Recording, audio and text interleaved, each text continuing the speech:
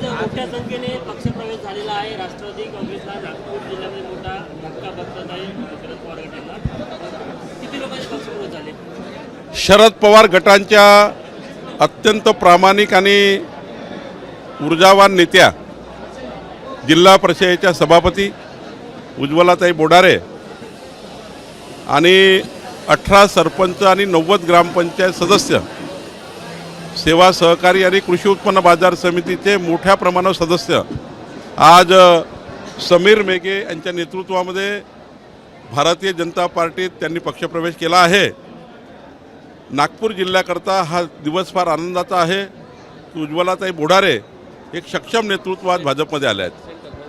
याचा किती फटका येणाऱ्या स्थानिक स्वराज्य संस्थेला बसेल आणि हा मोठा फटका राष्ट्रवादीसाठी असणार? येणाऱ्या जिल्हा परिषद, पंचायत समिती, नगरपालिका, नगरपंचायत निवडणुकीमध्ये एक मोठा विजय हिंगणा विधानसभा मतदारसंघामध्ये नागपूर जिल्ह्यामध्ये भारतीय जनता पार्टीला होईल। कारण जी काही मतं विधानसभा निवडणुकीमध्ये रमेश बंग साहेबांना हिंगणा विधानसभेत मिळाली होती, ती सर्व मतं म्हणजे इतका मोठा मताचा गठ्ठा आज भाजपमध्ये ॲड झालेला आहे।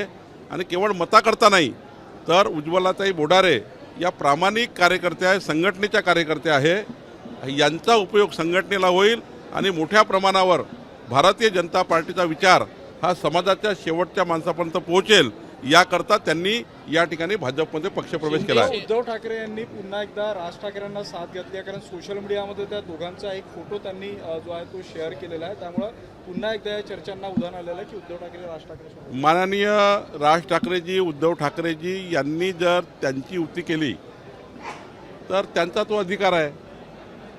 शेवटी महाराष्ट्रामध्ये कुठल्या पक्षाच्या नेत्यांनी कोणासोबत युती करायची, कशी करायची हा त्यांचा विचार आहे। त्यांची युती होत असेल तर आम्हाला काही प्रश्न नाही आहे।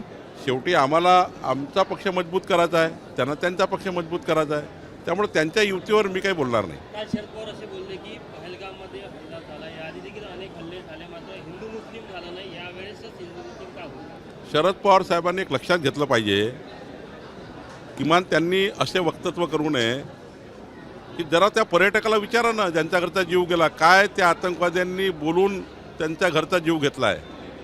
पवार साहेबांनी त्यांच्या जखमेवर मीठ तोडू नये। म्हणजे इतका मोठा राष्ट्रावर आघात झाला, 28 परिवार छत्र निघून गेलं आणि जेव्हा त्या गोळ्या मारल्या तेव्हा त्या परिवाराला काय काय विचारलं गेलं? जरा एका तरी परिवाराशी शरद पवार साहेब भेटले आहेत का? एका तरी परिवाराशी शरद पवार साहेब भेटल्या का? विचारलं का त्यांना काय झालं नेमकं? या ठिकाणी असं मताच्या लागून चालण्याकरता राजकारण करतील शरद पवार साहेब असं मला वाटत नाही, करू नये। शिंदे सेनेचे संजय गायकवाड यांनी पोलीस अकार्यक्षम आहे अशा पद्धतीचा आरोप केलेला आहे, कसं पाहता एक तर सेनेसोबत असताना? नाही, मला असं वाटतं की त्यांनी जरा समजून घेऊन नंतर बोललं पाहिजे। मला ते काय बोलले हे माहिती नाही, पण अशा घटनामध्ये कोणी आपल्या मतांना तार तोडू नये। तिथे मोठ्या मोठ्या एजन्सी काम करतात आहे, त्या एजन्सीचं फोकस डायवर्ट होऊ नये याकरता एजन्सीला डिमॉरलाइज करू नये। ज्या एजन्सी अशा घटनांमध्ये काम करतात त्यांचं मनोधैर्य वाढवलं पाहिजे। संपूर्ण देशाने अशा एजन्सीच्या पाठीशी उभं राहिलं पाहिजे आणि मुख्य आरोपीला शोधून जो मास्टर माइंड आहे, मारणार तर आहे पण मास्टर माइंड कोण आहे याला त्या ठिकाणी शोधलं पाहिजे। याकरता पूर्ण देश हा आपल्या संस्थेच्या, आपल्या तिथे ज्या काही संस्था काम करतात आहे, CBI काम करत असतील, NIA काम करत असतील, अजून ज्या ज्या संस्था त्या ठिकाणी काम करत आहे पोलिसांच्या, त्यांच्या पाठीशी आपण महाराष्ट्र देश उभा केला पाहिजे। संजय गायकवाड त्यांनी स्वतःच्यावर झालेला हल्ला आणि सुपारी जसे नवीन कायदे आले तर वसुली सुरू होते अशा अनुषंगाने बोलले ते। नाही, मला माहिती नाही काय बोलले संजय गायकवाड, काय बोलले याच्याबद्दल मला त्यांचा बघितल्याशिवाय बोलता येणार नाही। मी देशाचं बोलतो आहे। देशामध्ये अशा घटना ज्या झाल्या आहेत, आज 28 लोक मारली गेली, देश आज पूर्ण दुःखामध्ये आहे। अशा वेळी मात्र तिथल्या एजन्सीबद्दल कोणी बोलू नये, त्यांना पाठबळ दिलं पाहिजे। पाकिस्तानी नागरिकांना परत त्यांच्या देशामध्ये पाठवण्याची प्रक्रिया सुरू झालेली आहे, कधीपर्यंत राज्याच्या जवळपास? नाही, माननीय प्रधानमंत्री आणि आमच्या केंद्र सरकारने डेडलाईन दिली आहे। हा भारत देश सोडावाच लागेल। या भारत देशामध्ये जो आश्रय मिळतो तो आश्रय या भारत देशात मिळू नये आणि या भारत देशामध्ये राहून पाकिस्तानचा जय जयकार करणे, या देशामध्ये जेव्हा पाकिस्तान जिंकतो तेव्हा इकडे फटाके फोडणे, अशी जी वृत्ती या ठिकाणी या देशामध्ये ही मोडून काढली पाहिजे, कंबरडं मोडून काढलं पाहिजे पाकिस्तान जिंकल्यानंतर भारतामध्ये झेंडे फडकणे पाकिस्तानचे हे भारताला मान्य नाही. म्हणून माननीय प्रधानमंत्री मोदीजींनी पाकिस्तान के लोग चले जाओ ही जी भूमिका घेतली महत्त्वाची आहे. काल तुम्ही जे फडणवीस यांच्या बाबतीत वक्तव्य केलं होतं, महाविकास आघाडीमध्ये मतभेद दिसून येत आहे. संजय राऊत एकीकडे म्हणतात आहे की अमित शहांचा राजीनामा घ्या, तर शरद पवार म्हणते राजीनाम्याची वेळ नाही. मी तुम्हाला सांगतो त्यांचे काही कुठेही तारतम्य नाही. कोणी काही बोलतं, कोणी काही सांगतं. कुणाला मान्य आहे सकाळी 9 वाजतापासून उठल्यानंतर अशा खोचक टीका राज्याला मान्य आहे? राज्याच्या 14 कोटी जनतेला काय पाहिजे आहे? सुरक्षित आयुष्य पाहिजे.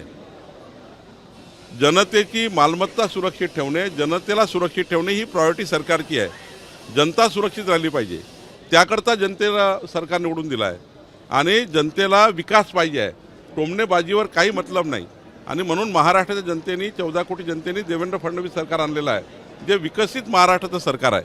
आणि त्यामुळं मला असं वाटतं आता सकाळच्या या बोलण्यावर फार काही मला विचारत नका जाऊ किंवा महाराष्ट्राला विचारत नको जाऊ. महाराष्ट्राने सकाळचं 9 वाजताचं बोलणं आता टाळलेलं आहे.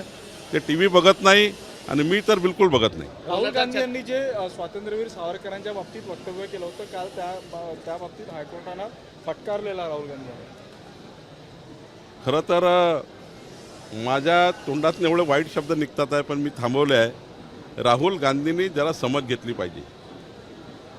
काळ्या कोठडीमध्ये ज्या स्वतंत्रवीर सावरकरांनी संपूर्ण आयुष्य दिलंय आणि आमच्यासारख्या लोकांना, देशाला, विश्वाला प्रेरणा दिली, अशा स्वातंत्र्यवीर सावरकराबद्दल त्यांची निंदा करणे, त्यांना महाराष्ट्रात येऊन वाईट पद्धतीने बोलणे आणि उद्धव ठाकरेंनी त्यांना साथ दिली.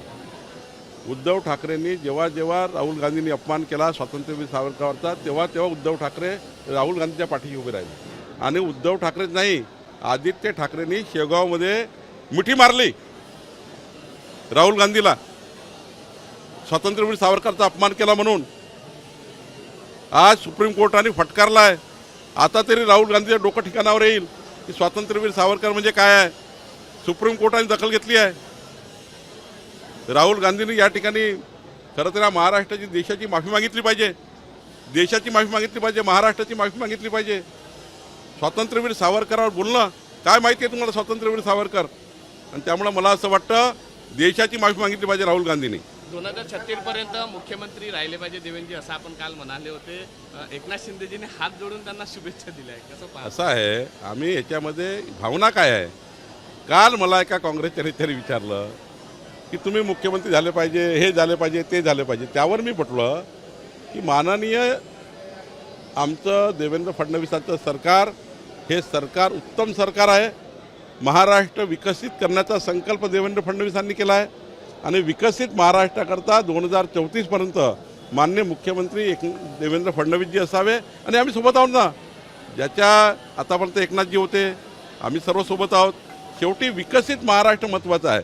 एकनाथजी असो, मी असो, अजितदादा असो, देवेंद्रजी असो, आम्ही सर्व, आमचं सरकार या महाराष्ट्रात पुढचे 15 वर्ष आले पाहिजे. या महाराष्ट्राचं आमचं सरकार हे विकसित महाराष्ट्राकरता काम करण्याकरता काम करतो आहे. म्हणून या ठिकाणी आमच्या सर्वांच्या भावना अशा आहेत की महाराष्ट्रात पुढचे 15 वर्ष महायुतीचं सरकार आलं पाहिजे. त्याकरता आम्ही सर्व काम करताय. एकनाथजी करताय, अजितदादा करताय, देवेंद्रजी करतायत. आणि शेवटी एक मुख्यमंत्री असतो. आज देवेंद्रजी मुख्यमंत्री आहेतच आणि विकसित महाराष्ट्र करण्याकरता निघाले आहेत. बघा, आज 15 लक्ष करोड रुपयाचं इन्व्हेस्टमेंट, 15 लाख करोड रुपयाचं इन्व्हेस्टमेंट या महाराष्ट्रात आणण्याचं काम देवेंद्रजींनी केलं. यापूर्वी एकनाथ शिंदेजींनी केलं. पण आज 15 लाख करोड रुपये महाराष्ट्राला देवेंद्रजींनी आणले आहेत, ज्यामध्ये संपूर्ण चांद्यापासून बांद्यापर्यंत उद्योगाचा विकास होणार आहे. खरं तर विकसित महाराष्ट्र पुढे जातो आहे. आणि म्हणून देवेंद्र फडणवीसच्या नेतृत्वामध्ये आम्हाला सर्वांना विश्वास आहे. देवेंद्रजी उत्तम मुख्यमंत्री आहेत, एक पारदर्शी गतिमान मुख्यमंत्री आहेत आणि त्यांच्या नेतृत्वात महाराष्ट्र पुढे जावा ही भावना आहे. काही लोकांना त्यांचं दिल्लीचं नेतृत्व अपेक्षित आहे, त्याच्यातच तुमचं वक्तव्य. महाराष्ट्राच्या जनतेला देवेंद्रजी महाराष्ट्रच पाहिजे आहे. विकसित महाराष्ट्राचा संकल्प देवेंद्रजींनी केला आहे. मोदीजींच्या नेतृत्वात महाराष्ट्रात मुख्यमंत्री देवेंद्रजी, डबल इंजिन सरकार, आणि सोबतच एकनाथजी आणि अजितदादा, आम्ही सर्व मिळून ह्या महाराष्ट्र पुढे नेऊ. स्थानिक स्वराज्य संस्था असेल, महामंडळ असेल, इथं कार्यकर्त्यांच्या नियुक्त्या कधी होणार? कार्यकर्ते आता 31 तारखेपर्यंत आमचा संघटन पर्वाचा 30 तारखेपर्यंत आमचे जिल्हाध्यक्ष गठीत होतील. आमचे 1280 मंडळ अध्यक्ष गठीत झाले आहेत. आता आमचे जिल्हाध्यक्ष होतील मे महिना आणि जून महिना, हे 2 महिने आम्ही आता राज्य सरकारचे 108 मंडळ आहेत, महामंडळ आहेत, 765च्या वर राज्यामध्ये शासकीय सदस्य आहेत वेगवेगळ्या मंडळावर, जिल्हास्तरीय 37 कमिटी आहेत प्रत्येक जिल्ह्यामध्ये, तालुकास्तरीय 27 कमिट्या प्रत्येक तालुक्यामध्ये, साधारण महायुतीमधले 3000, 4000, 5000 प्रमुख कार्यकर्ते विविध पदावर येऊ शकतात. याकरता मी माननीय सुनील तटकरेजी, माननीय एकनाथ शिंदेजी, माननीय अजित पवारजी, माननीय आमचे शंभूराजे देसाईजी, उदय सामंतजी, मी आणि आमचे रवी चव्हाणजी, आम्ही सर्व बसणार आहोत. ह्या 2 महिन्यामध्ये मात्र मे आणि जून महिन्यामध्ये सर्व शासकीय समित्या, मंडळं आमच्या केंद्राच्या भाजपच्या परवानगीने आम्ही करणार आहोत. पहलगामच्या घटनेवर नितेश राणेंनी संताप व्यक्त केला. ज्या पद्धतीने धर्म विचारून भारतीयांना मारलं, तशाच पद्धतीनं धर्म विचारून तुम्ही खरेदी करा, अशा पद्धतीचं वाटतं. मला वाटतं की थोडा आता जोपर्यंत थोडा आक्रोश आहे मनामध्ये त्या मोठ्या घटनेचा, त्यामुळं काही विधानं केले असतील ते मी बघतो. एबीपी माझा, उघडा डोळे बघा नीट.